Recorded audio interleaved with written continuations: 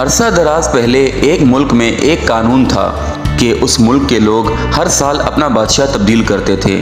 جو بھی بادشاہ بنتا ایک عہد نامے پر دستخط کرتا، اس کی حکومت کا 1 سال مکمل ہونے کے بعد وہ اس عہدے سے دستبردار ہو جاتا اور پھر اسے ایک دور دراز جزیرے پر چھوڑ دیا جاتا جہاں سے وہ کبھی بھی واپسی نہ آ سکتا، اور اس موقع پر بادشاہ کو بہترین لباس پہنایا جاتا اور ہاتھی پر بٹھا کر اسے پورے ملک کا الوداعی سفر کروایا جاتا جہاں وہ سب لوگوں کو آخری بار خیر بات کہتا۔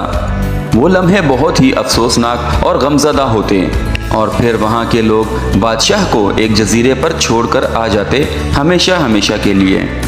اسی طرح ایک مرتبہ لوگ اپنے پرانے بادشاہ کو جزیرے پر چھوڑ کر واپسی آ رہے تھے کہ انہوں نے ایک سمندری جہاز دیکھا جو کچھ وقت پہلے ہی تباہ ہوا تھا، اور ایک نوجوان شخص نے خود کو بچانے کے لیے لکڑی کے ایک تختے کا سہارا لے رکھا تھا۔ چونکہ ان لوگوں کو ایک نئے بادشاہ کی بھی تلاش تھی، لہٰذا انہوں نے اس نوجوان شخص کو اپنی کشتی میں بٹھا لیا اور اپنے ملک لے آئے اور اس سے 1 سال کی حکومت کی درخواست کی۔ پہلے تو وہ نوجوان نہ مانا، لیکن پھر وہ 1 سال کے لیے بادشاہ بننے پر رضامند ہو گیا۔ وہاں کے لوگوں نے اس بادشاہت کے تمام اصول اور طریقے سمجھا دیے اور یہ بھی بتایا کہ 1 سال کے بعد وہ اسے فلاں جزیرے پر چھوڑ کر آ جائیں گے۔ بادشاہت کے تیسرے دن ہی اس نوجوان بادشاہ نے اپنے وزیر سے کہا، مجھے وہ جگہ دکھائی جائے جہاں گزشتہ تمام بادشاہوں کو بھیجا گیا۔ بادشاہ کی خواہش کا احترام کرتے ہوئے وہ اسے اس جزیرے پر دکھانے کے لیے لے گئے۔ وہ جزیرہ مکمل طور پر جنگل تھا اور جنگلی جانوروں سے بھرا ہوا تھا۔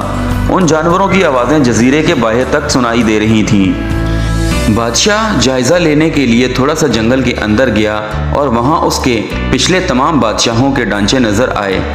وہ سمجھ گیا کہ بہت جلد اس کا بھی یہی حال ہوگا اور جنگلی جانور اس کو چیر پاڑ کر کھا جائیں گے۔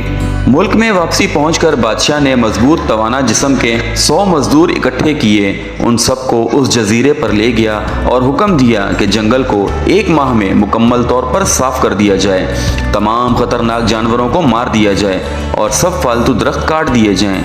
وہ ہر ماہ جزیرے کا خود دورہ کرتا اور کام کی نگرانی بھی خود کرتا۔ پہلے مہینے میں ہی تمام خطرناک جانوروں کو مار دیا گیا اور پھر بہت سے درخت بھی کاٹ دیے گئے۔ دوسرے ماہ تک جزیرہ مکمل طور پر صاف ہو چکا تھا۔ اب بادشاہ نے مزدوروں کو حکم دیا کہ جزیرے پر مختلف مقامات پر خوبصورت باغات تعمیر کیے جائیں۔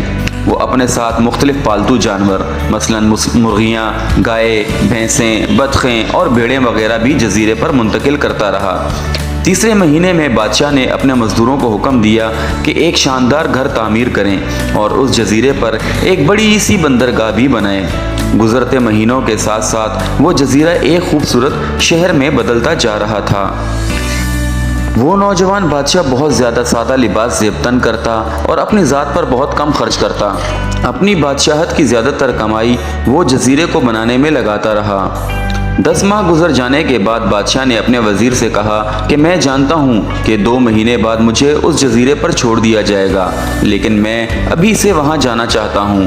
وزیر اور دوسرے وزراء اس بات پر متفق نہیں ہوئے اور بادشاہ سے کہا کہ آپ کو 2 ماہ مزید صبر کرنا ہوگا تاکہ سال مکمل ہو جائے۔ سال پورا ہو جانے کے بعد ہی آپ کو اس جزیرے پر چھوڑا جائے گا۔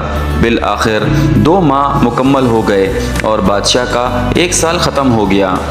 حسب روایت وہاں کے لوگوں نے اپنے بادشاہ کو شاندار لباس پہنایا اور ہاتھی پر بٹھایا تاکہ وہ اپنی رعایا کو خیر آباد کہہ سکے۔ خلاف توقع یہ بادشاہ اپنی الوداعی تقریب پر بہت ہی خوش تھا۔ لوگوں نے اس سے پوچھا، اس موقع پر تمام گزشتہ بادشاہ تو رو رہے ہوتے تھے لیکن آپ ہنس رہے ہیں، آپ کے اتنے خوش ہونے کی وجہ کیا ہے؟ اس نوجوان بادشاہ نے جواب دیا کہ تم لوگوں نے داناؤں کا وہ قول نہیں سنا، جب تم ایک چھوٹے بچے کی صورت میں اس دنیا میں آتے ہو تو تم رو رہے ہوتے ہو اور باقی سب لوگ ہنس رہے ہوتے ہیں۔ ایسی زندگی جیو کہ جب تم مرو تو تم ہنس رہے ہو اور باقی دنیا رو رہی ہو۔ میں نے ایسی ہی زندگی گزاری ہے۔